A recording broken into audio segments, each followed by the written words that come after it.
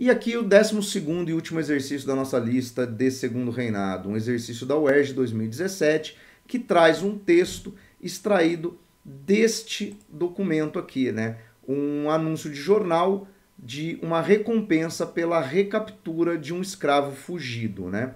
Aí está transcrito aqui o texto do anúncio. Anda fugido desde o dia 18 de outubro de 1854, o escravo crioulo de nome Fortunato, de 20 e tantos anos de idade, com falta de dentes na frente, com pouco ou nenhuma barba, baixo, reforçado e picado de bexigas, que teve há poucos anos. É muito pachola, mal encarado, fala apressado e com a boca cheia, olhando para o chão. Costuma às vezes andar calçado, intitulando-se Forro e dizendo chamar-se Fortunato Lopes da Silva.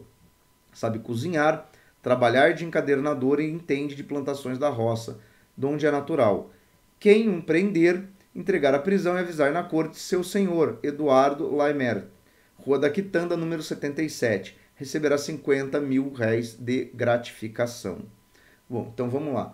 O anúncio, ele dá conta que um escravo crioulo, ou seja, um escravo nascido no Brasil, fugiu, descreve o escravo, né? Características físicas, diz que ele tem bexigas, ou seja, provavelmente esse escravo foi acometido de varíola, né? Então ele tem erupções, feridas no rosto, ele é baixo, não tem os dentes, as coisas que ele costuma fazer, como ele costuma se apresentar. É interessante que fala que costuma às vezes andar calçado, né?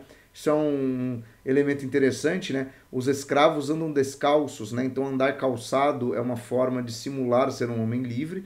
Inclusive tem uma questão também alguns anos atrás que falava isso, né? Que depois da libertação dos escravos eles correram às lojas de calçados para se calçar e assim deixar de aparentar serem escravos, né? Isso é interessante, códigos, né, de conduta social.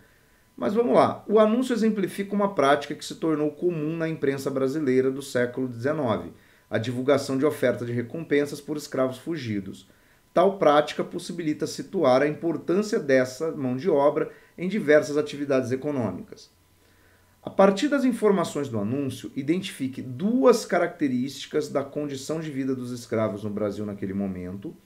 Indique também a principal transformação no mercado de compra e venda de escravos ocorrida em 1850, que justifique o pagamento de uma recompensa.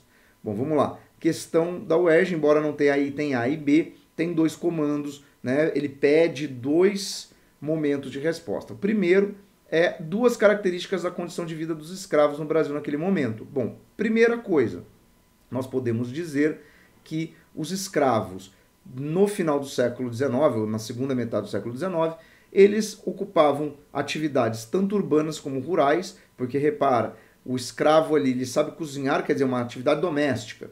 Ele é encadernador também, uma atividade tipicamente do meio urbano, mas ele é oriundo da roça. Então, quer dizer, essa ideia de que os escravos ocupavam ofícios diferentes em todos os ambientes que você pudesse imaginar. Isso é uma característica. Outra, né? Você pode considerar que havia uma tensão grande, havia um grande número de fugas, né, de escravos, mas que também já havia uma significativa população negra livre, ao ponto de um escravo fugido se passar por um negro livre e transitar na sociedade. Então você podia falar dessas múltiplas aplicações da mão de obra escravo e da existência já de um significativo número de escravos livres, sobretudo no meio urbano. Então, seriam essas características, tá? Agora, a segunda parte, ele pede para você apontar qual é a transformação ocorrida a partir de 1850 que justifica o pagamento de uma indenização. Aí você tinha que lembrar da Lei Eusébio de Queiroz e da efetiva eliminação do tráfico negreiro, ou seja, à medida que era mais difícil trazer escravos da África para o Brasil, os escravos que aqui estavam se valorizaram. Era cada vez mais difícil você conseguir ter um escravo. E aí começa a valer a pena você oferecer recompensas pela recaptura de um escravo. Porque você não ia conseguir, por exemplo, comprar um outro escravo com esse valor. Né? Os escravos ficaram mais caros, ficou mais raro você ter escravos disponíveis à venda. Então você também tinha que argumentar em torno disso. Tá? Então era essa a ideia aqui da questão da UERJ. né? Se você viu aí todos os exercícios da playlist, né? Chegou até agora aqui. Fica aí a resolução dessas 12 questões. Se você está vendo fora de ordem, procure aí a questão que de fato te interessa e fica aí até a próxima. Logo, logo tem outra lista. Se inscreve, né? Ativa as notificações e mande aí para os seus amigos que também estão estudando para o vestibular, para o Enem, que é interessante e ajuda o canal a crescer.